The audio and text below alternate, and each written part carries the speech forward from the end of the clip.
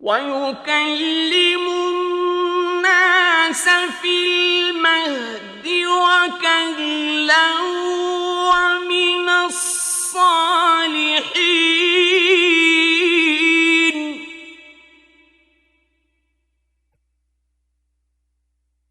قالت رب أنى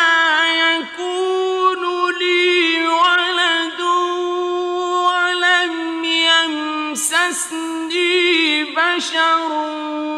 قال كذلك الله يخلق ما يشاء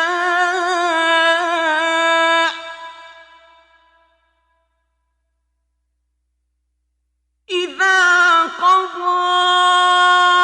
أمرا فإنما يقول له كن فيكون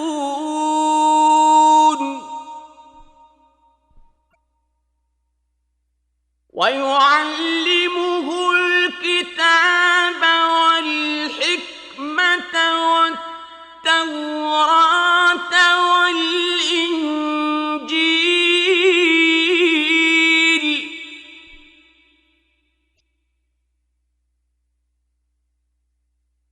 ورسولا إلى بني إسرائيل أني قد جئتكم بآية من ربكم أني أخلق لكم من الطين كهيئة الطير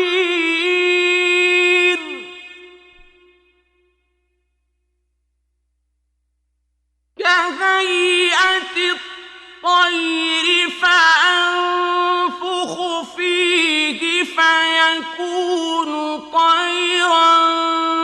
بإذن الله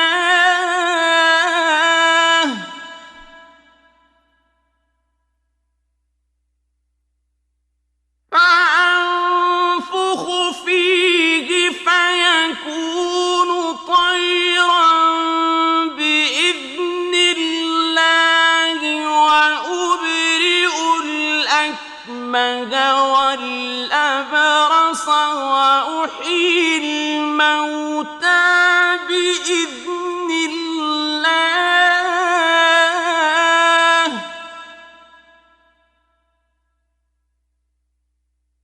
وأحيي الموتى بإذن الله وأنبئكم بما تأكلون وما تدخرون في بيوتكم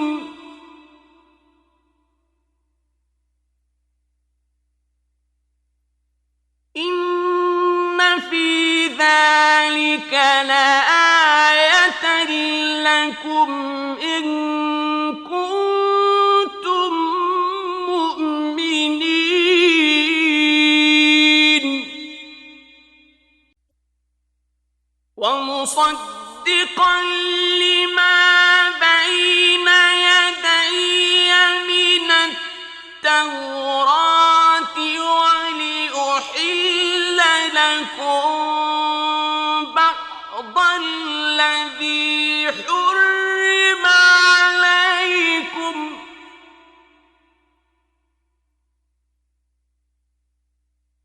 وجئتكم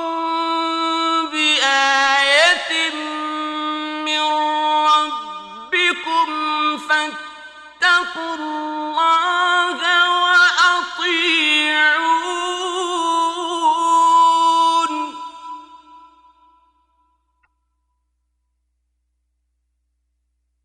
إن الله ربي وربكم فاعبدوه